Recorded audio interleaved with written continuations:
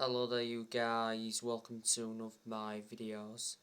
This is your reaction to Ralph Rangnick's press conference ahead of Manchester United's game against Brighton at Old Trafford. So, like I usually do, I'm going to give you all the questions he was asked and I'm going to give you his responses to them questions.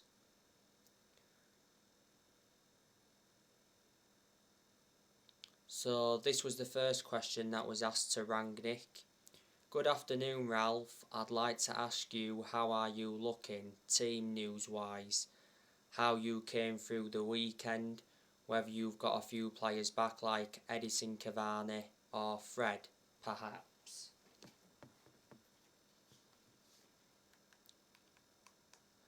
So Rangnick's response to the first question was yes, Fred will be available again and he'll also be part of the group for tomorrow.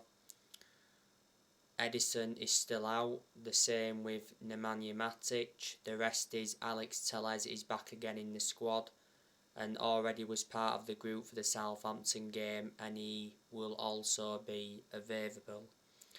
So that was Rangnick's response to the first question.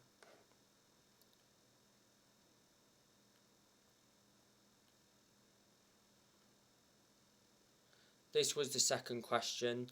Hi Ralph, you've talked about the psychology side of things and the mental problems at the club. The players' demands, are you asking too much of the players or is it the players that need to raise their levels? So Rangnick's response, this was a long response. I don't know what you mean when you say I spoke about psychological things in the club. I mean the situation is clear. In 11 out of 13 games since I arrived, we scored the first goal and we were 1-0 up. We didn't win all of them, especially in the last 3 games. Yeah, it was very sad that we didn't win those games because it cost us 4 points in the league and then the next round in the cup. I think it's pretty obvious that the players are getting the ideas across the pitch.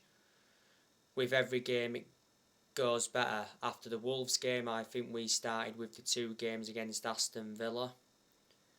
And since then the players understood and feel how and why we are doing a good job, and now it's about doing that sustainably for the entire game. This is the important next step we have to take. The first halves in the last couple of weeks have been really good. I've been more than happy with the performance that we've had in the first halves. We didn't concede a single goal in the last weeks in the first half, but as I said, the next step is to maintain our level and stay focused, physically, mentally, tactically. We just gave away those goals too easily. If I look at all those goals that we conceded in the second half, it was just too easy, and it was our own mistakes that we made to allow the other teams to score. So that was Rangnick's response to that question.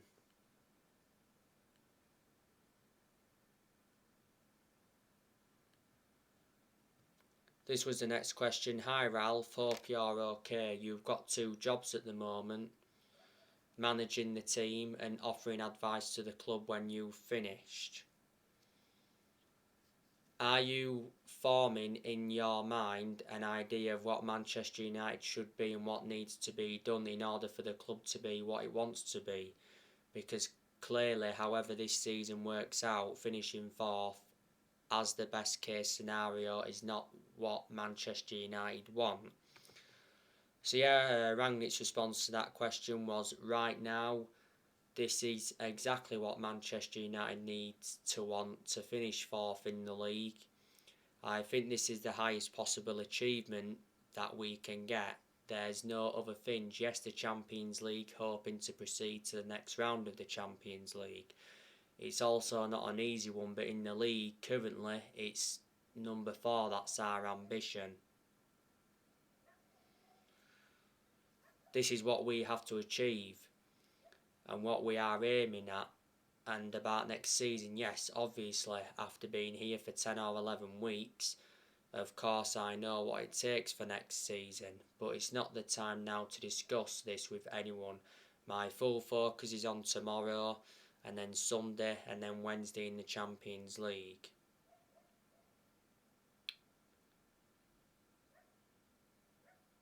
And the next couple of weeks, I think this is the only thing to deal with in the current situation. Full focus on the current squad, getting the best out of this season, and then after that there is time to speak about the next steps for the next season or the next couple of years. So that was Rangnick's response to that question. This was the next question. You mentioned last week about how it might be psychological mental issue as to why your players might not be doing as you'd hoped, especially in the second half of those good first halves. You brought a psychologist in. Is this an area which he could influence?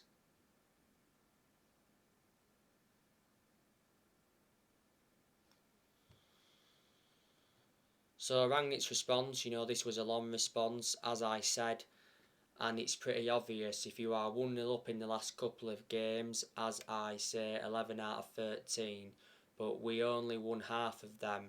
Obviously, when you are 1-0 up in 3 consecutive games and concede an equaliser, this also affects the mind of the players. They say, well, we should have been 3-4-0 up or 2-0 up or 3-0 up, and all of a sudden it's 1-1. This affects the mindset of players. It's obvious. They are human beings, not robots, which is normal.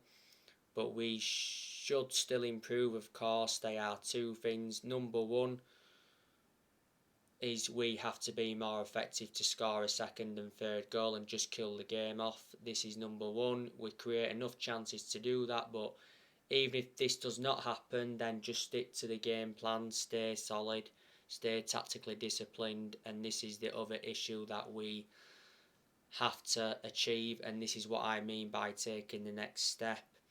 Obviously, if you concede that goal, you shouldn't be like we were against Burnley or against Middlesbrough, or even as against Southampton. We could have been 2 or 3-0 up against Southampton, but we weren't.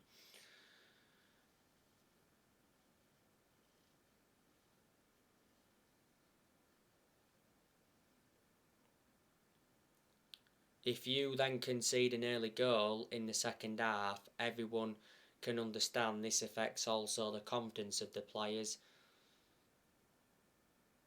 And yes, of course, I spoke with Sascha about that, and we regularly speak about that. The only thing we can do is speak to players one by one, to the group and as a whole team, and explain to the group why we conceded the goal and what we should do afterwards to score the second or maybe the third goal. So that was his response to that question.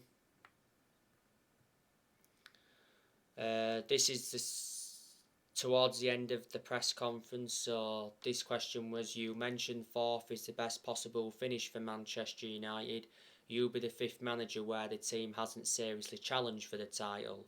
All the managers seem to be getting the blame, all of the other ones have got the blame. Is it about time we stopped blaming the managers and blame the players?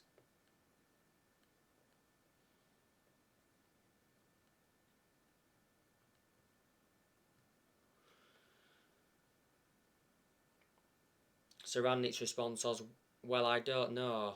If you look at the current table and the gap between not only us but other teams like Tottenham, Arsenal, just name them, and the top 2 or 3 teams, there are probably some reasons as to why they are that far ahead. Yes, this is something to talk about and to discuss at the end of the season, end of May and June.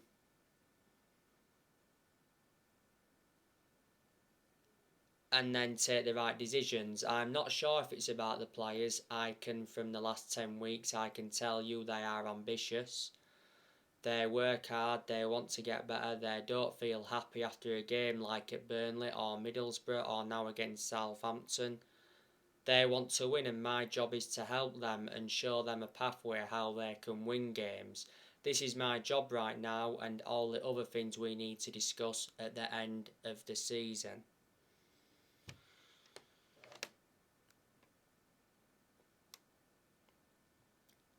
So yeah, that was his response to that question.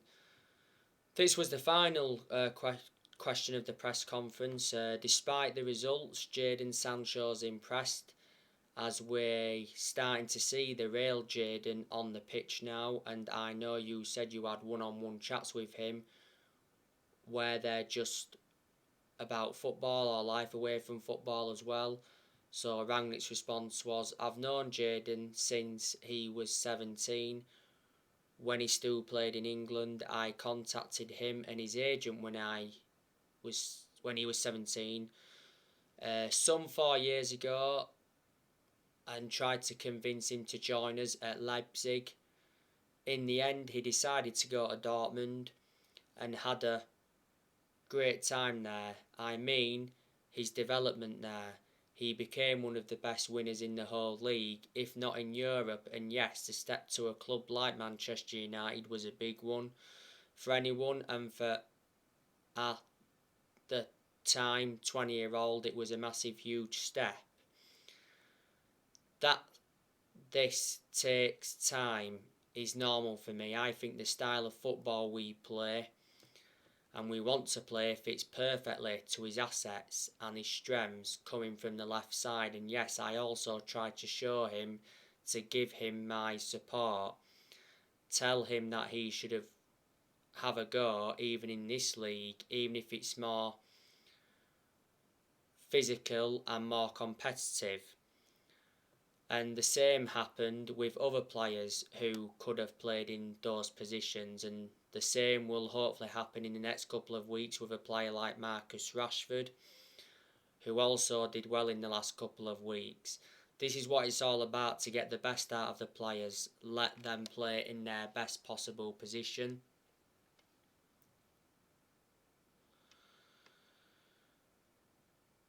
And at this club, it's also helping them to cope with the pressure and the level of expectations, that it's different to that when he came to Dortmund at the age of 17 or 18. So that was his response to that final question. So that was absolutely everything that was mentioned in the press conference. Obviously, as you all know, this game against Brighton got rearranged. Manchester United were supposed to be playing Brighton on the 18th of December last year, but the game got postponed due to COVID. You know, Manchester United are coming into this game on the back of a 1-1 draw against Southampton. Man United have drawn the last 3 games in a row 1-1. You know, we drew with Southampton 1-1 at the weekend. Last Tuesday, drew with Burnley 1-1. And it was 1-1 after extra time against Middlesbrough in the FA Cup.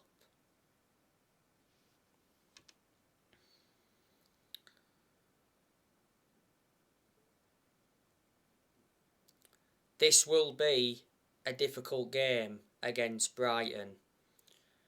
Brighton, you know, are enjoying a very good season to their standards. They're like, 9th in the Premier League at the moment. They recently beat Watford 2-0. And they've got some very good players in their team. You know, that could cause Manchester United problems tomorrow. They've got Neil Maupay, he's very good. They have Evan Ferguson, he's a striker. Danny Welbeck, he's a former Manchester United and Arsenal player. If he was to play in this game tomorrow, he'd be reuniting with Man United. Jeremy Sarmiento, he's been out with injury for Brighton. Leonardo Trossard, he's a very good winner. I think he'll be playing tomorrow. Yves Bissouma, he's a good midfielder. On deadline day last month, Manchester United were interested in Yves Bissouma. Tariq Lamptey, he's a very good right back. Last month, Manchester United went in for him. At the time, it said that Man United valued him at 30 million, but Brighton valued him at 40 million.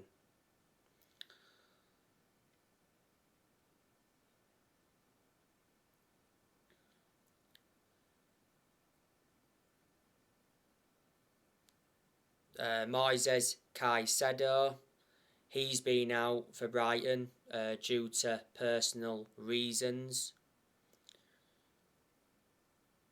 Adam Lallana, he's a midfielder. Adam Lallana is a former Liverpool and Southampton player. You know, he knows the Premier League very well. He's been in it for a while. Pascal Gross, he's good.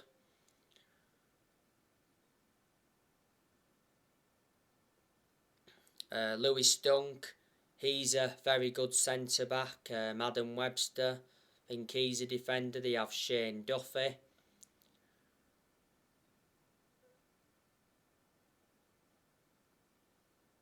Joel Veltman, he's another good player for Brighton. Solly March, they've got Steven Alzette, Alexis McAllister.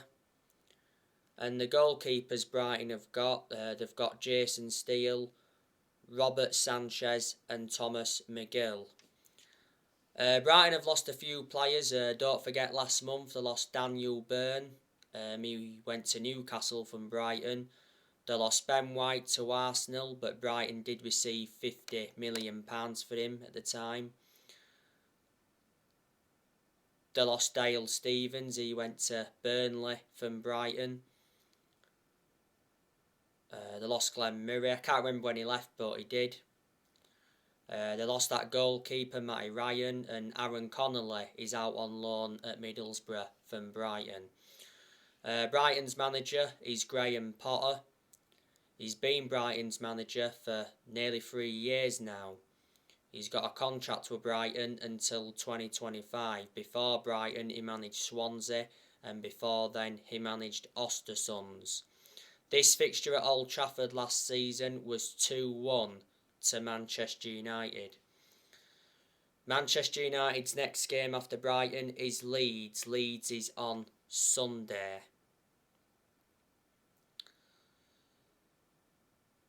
Now, earlier on today, I gave you some more news on Mauricio Pochettino. Mauricio Pochettino is open to joining Man United after falling out with PSG with the summer arrival of Lionel Messi. Now, not so long ago, Pochettino responded to Manchester United's interest, and Pochettino did insist he's still 200% focused on PSG despite Man United's interest. Manchester United players want Mauricio Pochettino as their next manager. But Ralf Rangnick and Richard Arnold want Erik ten Hag to become Man United's next permanent manager. Reports from France did say earlier on this season that Pochettino could be sacked by March. It said Pochettino's job hinges on PSG getting to the next round of the Champions League. PSG play Real Madrid in the last 16 of the Champions League. Earlier on this season, Pochettino reportedly told his friends he will be leaving PSG in the summer. PSG are trying to get Zidane to replace Pochettino. Pochettino's been in charge of PSG for over a year. I think he's won a French Cup with them. His contract at PSG expires next year.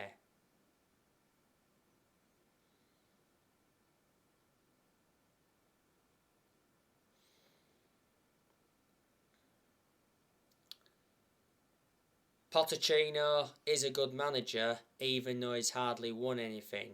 Don't forget he's proven in the Premier League, because before he did endure a 5.5 year managerial tenure with Tottenham.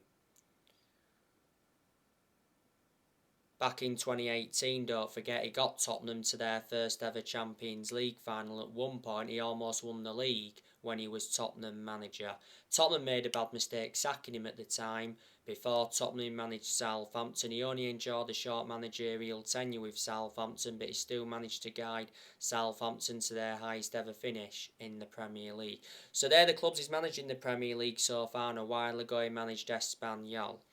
Revert back to when Man United sacked Jose Mourinho. Manchester United should have got Pochettino then, but the club decided to go with Solskjaer instead.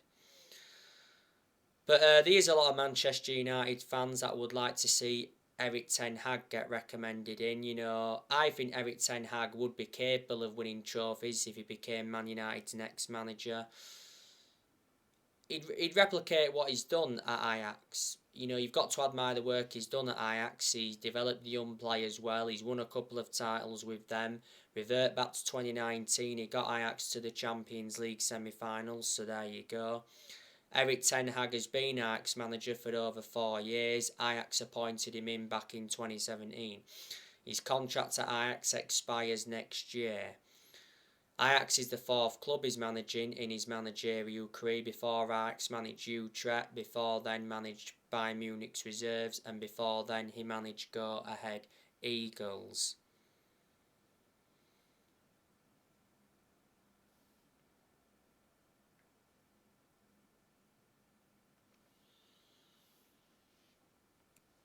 Prior to the Southampton game, it said Manchester United added Luis Enrique to the managerial shortlist. Luis Enrique is the head coach of the Spain national team.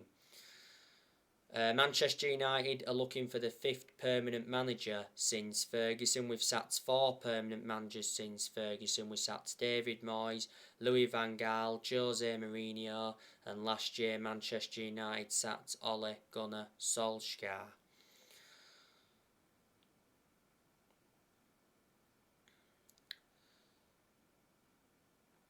Ralf Rangnick, he's been Manchester United's interim manager for almost 3 months now. He's managed 13 games so far in all competitions. He's lost 2 games so far. He's lost just 1 game in the Premier League. Rangnick is Man United's interim manager till the end of the season. Then it did initially say that he's expected to take up a consultancy role for a further 2 years, but Rangnick recently got warned that he could lose the consultancy role. I can assure that Man United will not offer Rangnick the job on a permanent basis. Like I've said on my recent videos and that, there's been good performances under Rangnick. There's also been poor performances as well. But Rangnick's been totally blameless for the poor performances. You know, the players have had to take responsibility for those poor performances. You know, nothing's changed under Rangnick to what we saw under Solskjaer. I think Rangnick's a very good coach. I've got a lot of respect for him, and you know, he is a German coach, and the vast majority of German coaches are very, very good. Rangnick has enjoyed 1 transfer window so far as Man United's interim manager.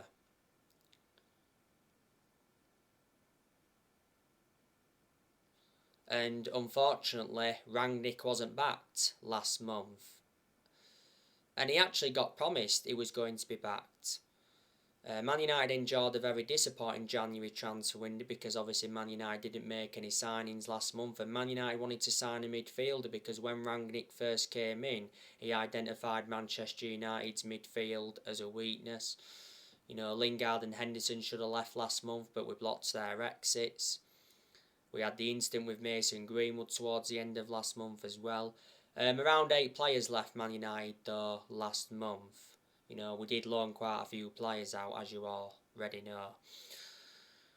Before Manchester United, Rangnick was the head of sports and development at Lokomotiv Moscow, and I've got to give him credit as well because, earlier on this season he brought Ewan Sharp in as an assistant coach and analyst. He also brought Chris Armas in as an assistant coach, and he brought Saz Chalens in as a sports psychologist.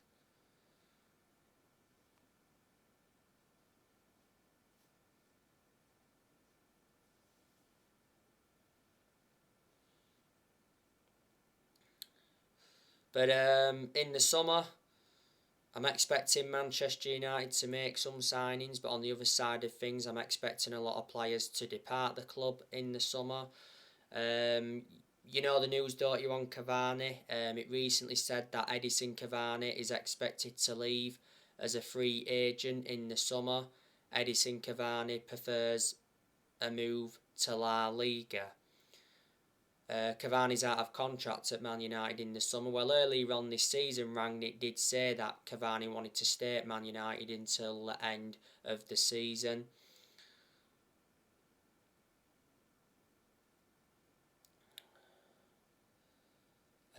Cristiano Ronaldo, very good chance he'll be leaving Man United in the summer because obviously Ronaldo is unhappy. Next month, Ronaldo is planning for showdown talks with his agent about his Man United future. And prior to the Southampton game, I read the Daily Mail and it said Cristiano Ronaldo could quit Man United in the summer, halfway into his 2-year deal. And Ronaldo told his friends he's starting to feel his age.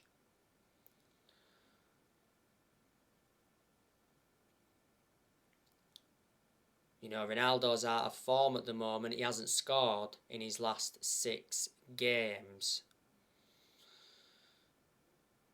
Don't forget, almost a month ago, was it now, Ronaldo gave an interview, and not so long ago it said Man United consider swapping Cristiano Ronaldo for PSG boss Mauricio Pochettino. Mata, he's another player that will leave in the summer. Lingard will leave in the summer. Matic, he'll leave as well. Jones and Bailly will leave. There's a good chance Maguire will leave. I think we'll be looking to get rid of Wan-Bissaka as well. And we'll let Dean Henderson leave. Henderson doesn't get in goal much now because revert back to last summer, De Gea reclaimed that number 1 spot back. Henderson's only made 3 appearances this season. By the way, Henderson was recently arrested for abusing his girlfriend. Mason Greenwood's already been arrested twice on suspicion of sexual assault, making threats to kill, rape and assault. So there you go. And the Glazers, they're still at Manchester United. They've been one of the biggest issues at the club for a long time. The Glazers have owned Manchester United for around 16.5 years now. The Glazers bought the club for 500 million back in 2005, didn't they? So anyway guys, that's everything to update you with. Drop your comments, likes below on the channel if you do consider subscribe as always, and take care. God bless. See you all again very, very soon.